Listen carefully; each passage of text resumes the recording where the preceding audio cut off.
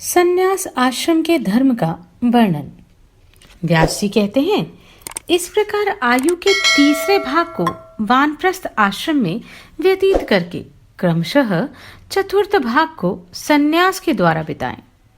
उस समय द्विज को उचित है कि वह अग्नियों को अपने में स्थापित करके परिव्राजक सन्यासी हो जाए और योगाभ्यास में तत्पर, शांत तथा ब्रह्म विद्या परायण रहे। जब मन में सब वस्तुओं की ओर से वैराग्य हो जाए, उस समय संन्यास लेने की इच्छा करें। इसके विपरीत आचरण करने पर वह गिर जाता है। प्रजापत्य अथवा आग्नेय इष्टि का अनुष्ठान करके मन की वासना धुल जाने पर जितेंद्रिय भाव से ब्रह्म आश्रम संन्यास में प्रवेश करें। सन्यासी 3 प्रकार के बताए गए हैं।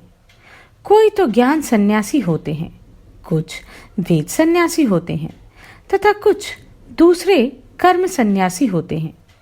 जो सब ओर से मुक्त, निर्द्वंद और निर्भय होकर आत्मा में ही स्थित रहता है, उसे ज्ञान सन्यासी कहते हैं। जो कामना और परिग्रह का त्याग करके मुक्ति की इच्छा से जितेंद्रिय होकर सदा वेद का ही अभ्यास करता रहता है, वह वेद सन्यासी कहलाता है। जो द्विज अग्नि को अपने में लीन करके स्वयं ब्रह्म में समर्पित हो जाता है, उसे महायज्ञ परायण कर्म सन्यासी जानना चाहिए। इन तीनों में ज्ञानी सबसे श्रेष्ठ माना गया है। उस विद्वान के लिए कोई कर्तव्य या आश्रम चिन्ह आवश्यक नहीं है।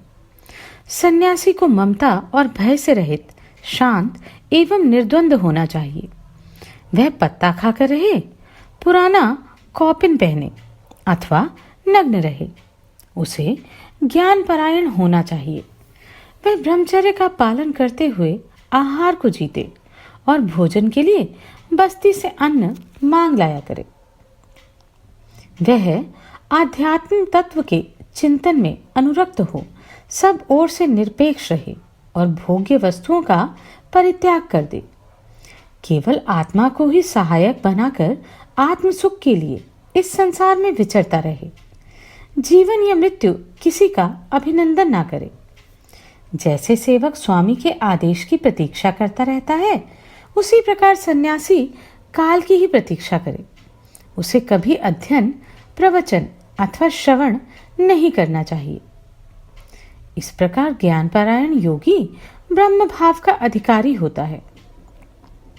विद्वान सन्यासी एक वस्त्र धारण करे अथवा केवल कौपिन धारण किए रहे, सिर मुंडवाए रहे या बाल बढ़ाए रखे, त्रिदंड धारण करे, किसी वस्तु का संग्रह ना करे, गेरुए रंग का वस्त्र पहने और सदा ध्यान योग में तत्पर रहे, गांव के समीप किसी वृक्ष के नीचे अथवा देवालय में रहे, शत्रु और मित्र में तथा मान और अपमान में समान भाव रखे, सदा भिक्षा से ही जीवन निर्वाह करे, कभी एक स्थान के अन्न का भोजन ना करे।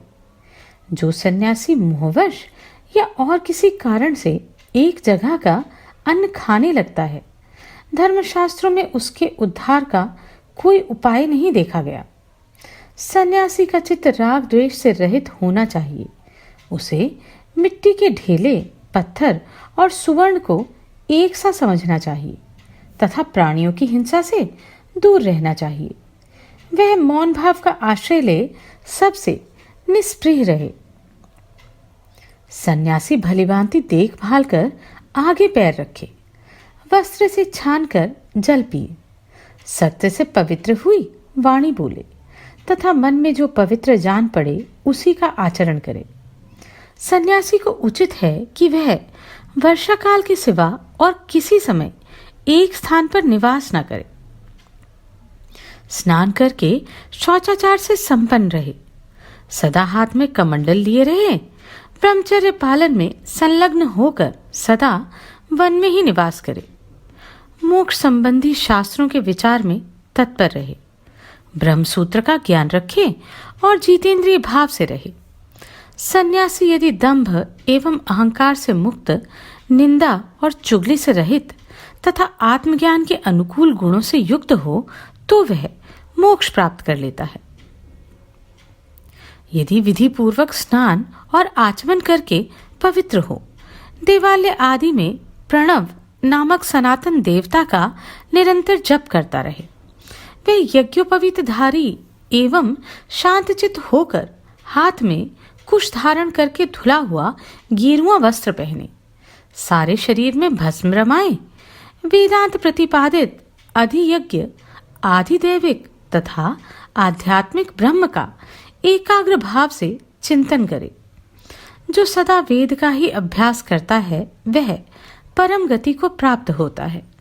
अहिंसा, सत्य, चोरी का अभाव, ब्रह्मचर्य, उत्तम तप, क्षमा, दया और संतोष ये सन्यासी के विशेष व्रत हैं।